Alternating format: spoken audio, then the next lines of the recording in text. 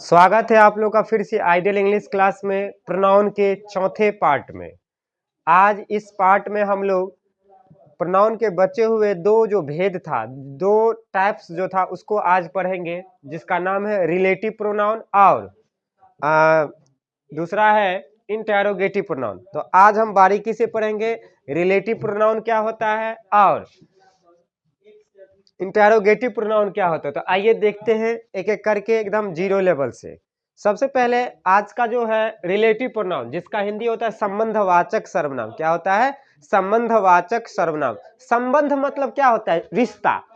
वह सर्वनाम जो रिश्ता जोड़ता है। मान के चलिए किसी व्यक्ति का शादी होता है तो किसी लड़का का शादी किसी एक लड़की से अचानक हो नहीं जाता, उसके लिए बहुत सारे प्रोसेस होते हैं, प्रक्रिया होते हैं। इस बीच में एक जो होते हैं लड़के तरफ से भी बात करने वाले होते हैं और एक लड़की तरफ से भी बात करने वाले होते हैं, जिसको अगुआ कहते हैं, जिसको मीडिएटर कहते हैं, मध्यस्थ करने वाला कहते हैं, जो बीच का काम करता है, उसी को कहते हैं रिलेटिव प्रोनाउन। जो रिश्ता जोड़ता है आपस में एक दूसरे का, उसी को कहते हैं रिलेटिव प्रोनाउन। तो आइए देखते हैं क्या है रिलेटिव प्रोनाउन, इसका क्या प्रयोग है और इससे क्या सीखने को मिलता है। तो आइए देखते हैं।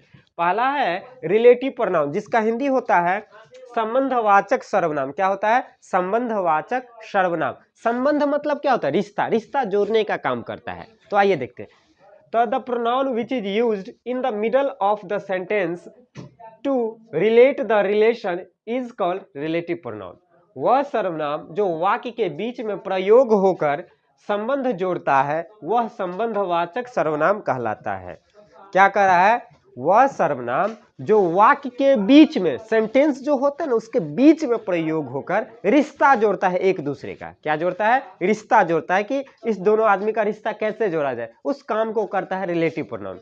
याद रखिएगा हमेशा ही रिलेटिव प्रोनाउन सेंटेंस के बीच में प्रयोग होता है, हमेशा मध्य क्रम में होता है। अगर शुरू में प्रयोग होगा तो वो दूसरा कुछ हो जाएगा, लेकिन सेंटेंस के बीच में जो प्रयोग होता है उसे रिलेटिव प्रोनाउन कहते हैं, संबंधवाचक सर्वनाम। याद रखें हमेशा रिलेटिव प्रोनाउन हमेशा ही वाक्य के बीच में प्रयोग होता है। किसमें? बीच में प्रयोग होता है, ताकि एक दूसरे का रिश्ता जोड़ सके। अगर बीच में प्रयोग नहीं होगा तो गड़बड़ा जाएगा।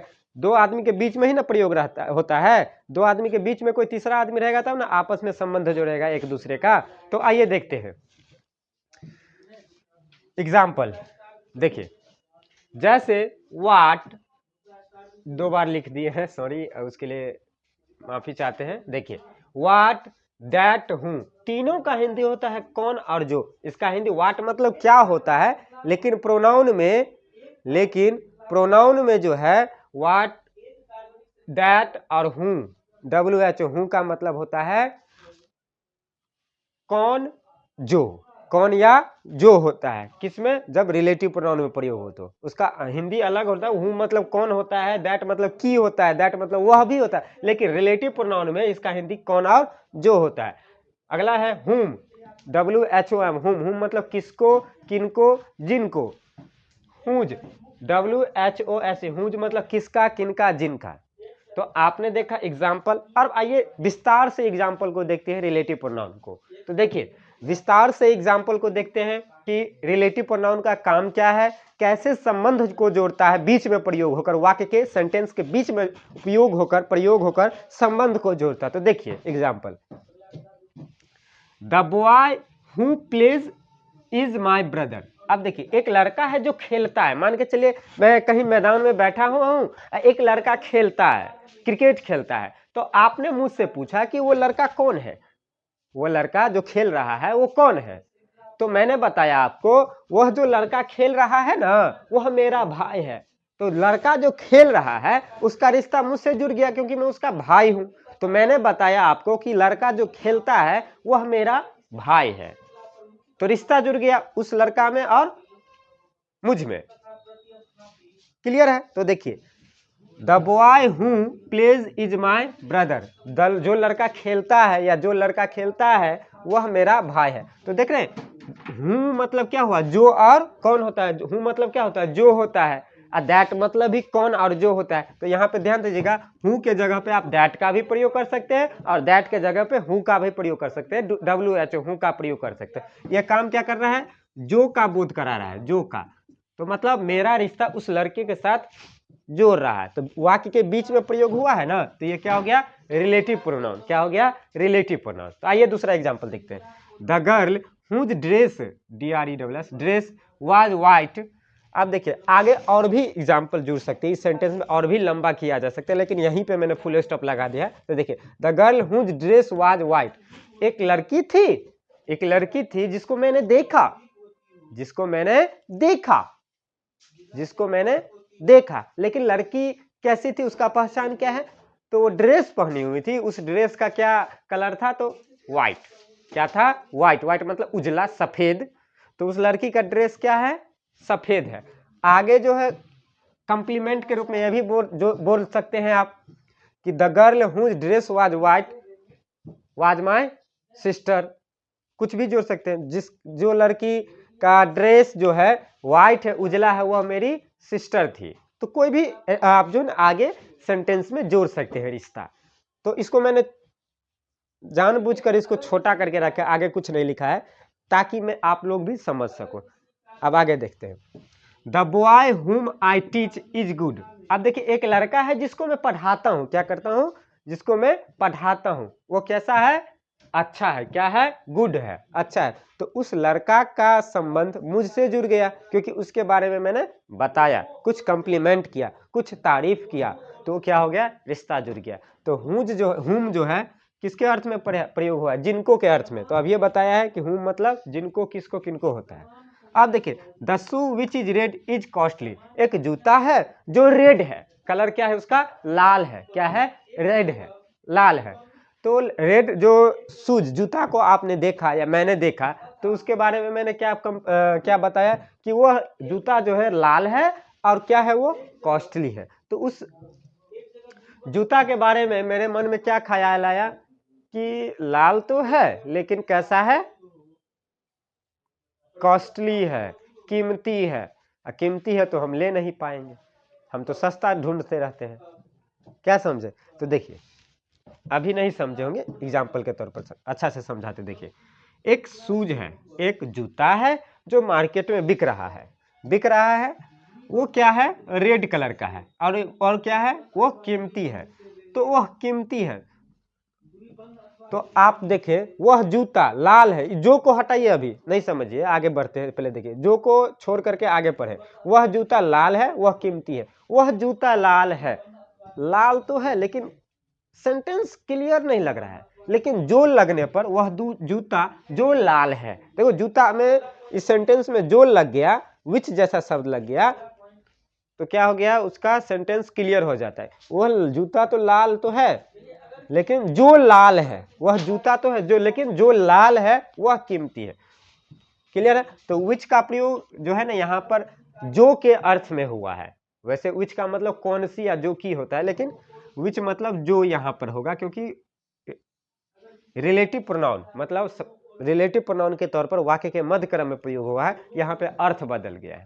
क्लियर है। ठीक उसी तरह से एक लड़की है जो नाच रही है, तो नाच रही है, किसी ने पूछा वो लड़की कौन है, तो मैंने बताया the girl who is dancing is my sister, वो जो लड़की नाच रही वो मेरी बहन है। क्या है, बहन है। तो उस लड़की का रिश्ता मुझसे जुड़ गया। मैंने बताया कि वो लड़की जो नाच रही है, the girl who is dancing, तो हूँ आ गया ना, तो हूँ के जगह पे दैट का भी प्रयोग कर सकते, क्योंकि अभी मैंने बताया दैट मतलब भी कौन होता है या जो होता है। जो लड़की नाच रही है वो मेरी बहन है, तो उस लड़की का रिश्ता मुझसे क्या जुड़ गया, बहन वाला रिश्ता जुड़ गया। क्या बोला, बहन वाला रिश्ता जुड़ गया। जो लड़की नाच रही है वो लड़की क्या हो गई, मेरी बहन होगी। मैंने रिश्ता बताया।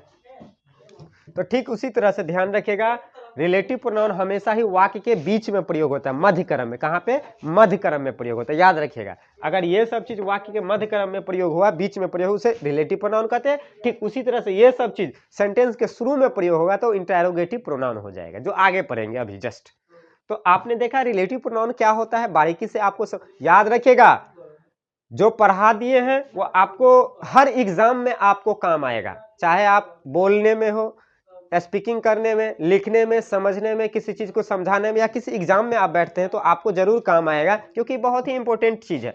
क्योंकि बच्चे कंफ्यूज खा जाते हैं कि WH वर्ड अगर बीच में प्रयोग होगा तो उसे क्या कहेंगे, शुरू में प्रयोग होगा तो क्या होगा, और लास्ट में प्रयोग होगा तो क्या होगा। इसीलिए बारीकी से एक एक चीज को बता रहा हूँ, तो देखिए अगला जो क्रम है हमारा, अगला जो भेद है, अगला जो टाइप है प्रोनाउन का, वो है इंटेरोगेटिव प्रोनाउन। इंटेरोगेटिव प्रोनाउन को हिंदी में कहते हैं प्रश्नवाचक सर्वनाम। क्या कहते हैं? प्रश्नवाचक सर्वनाम। नाम से ही पता चल रहा है प्रश्नवाचक, मतलब प्रश्न उत्पन्न होगा इससे। तो देखिए, the pronoun which is used before noun to arise a question is called interrogative pronoun. वह सर्वनाम जो किसी संज्ञा से पहले प्रयोग होकर प्रश्न पूछता है, वह प्रश्नवाचक वाक्य कहलाता है, प्रश्नवाचक सर्वनाम कहलाता है, वह प्रश्नवाचक सर्वनाम कहलाता है। एक मिनट, यहाँ पे गलती हो गया। वह सर्वनाम जो किसी संज्ञा से पहले प्रयोग होकर प्रश्न पूछता है, यहां से आप यहाँ पे आ जाइएगा डायरेक्ट, वह प्रश्नवाचक सर्वनाम कहलाता है। याद रखिएगा, वह सर्वनाम जो किसी व्यक्ति, वस्तु, स्थान से पहले प्रयोग होता है और प्रश्न पूछता है, उसे कहते हैं प्रश्नवाचक सर्वनाम। याद रखिएगा, प्रश्नवाचक सर्वनाम इंटेरोगेटिव प्रोनाउन हमेशा ही किसी व्यक्ति, वस्तु, स्थान से पहले प्रयोग होता है और प्रश्न पूछता है। तो आइए बारीकी से समझते हैं। तो देखिए, जैसे वाट मतलब क्या या कौन दोनों होता है, जो कि यहाँ पे पढ़े हैं वाट मतलब, लेकिन यहाँ पे क्या के अर्थ में और कौन के अर्थ में दोनों में प्रयोग होगा, लेकिन अंतर होता है। देखिए एक एक करके बताते हैं डिटेल में।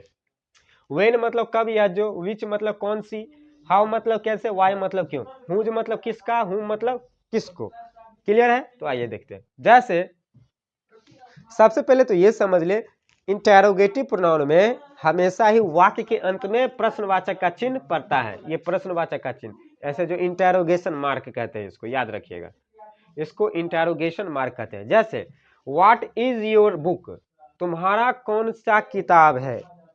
अब देखिए, व्हाट मतलब क्या होता है, आपने पढ़ा है ना, लेकिन व्हाट मतलब कौन सा भी होता है। याद रखिएगा, जब इंटेरोगेटिव प्रोनाउन में प्रयोग होता है तो WH वर्ड शुरू में प्रयोग होता है, कौन सा के अर्थ में प्रयोग होता है। तो जैसे देखिए, व्हाट इज योर बुक, तुम्हारा कौन सा किताब है, या कौन सी किताब है, ये भी बोल सकते हैं। तो व्हाट जो है किसके अर्थ में प्रयोग, कौन सी। तो कौन सी जैसा शब्द वाक्य में लग गया तो प्रश्न उत्पन्न कर रहा है।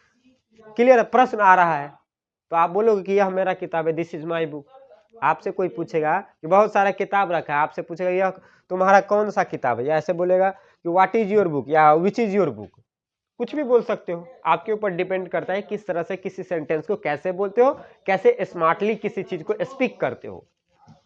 तो व्हाट इज योर बुक, तुम्हारा कौन सी किताब है, लास्ट में प्रश्नवाचक का चिन्ह दे दिया है, ये देख रहे हैं, इंटेरोगेशन मार्क कहते हैं। याद रखिएगा, ये देना ना भूले, अगर सेंटेंस सही भी रहेगा, अगर इंटेरोगेशन मार्क अगर आप नहीं दोगे तो सेंटेंस आपका गलत हो जाएगा। तो व्हाट इज योर बुक, तुम्हारा कौन सी किताब है, तो व्हाट का प्रयोग कौन सी के अर्थ में प्रयोग है, तो प्रश्न उत्पन्न कर रहा है।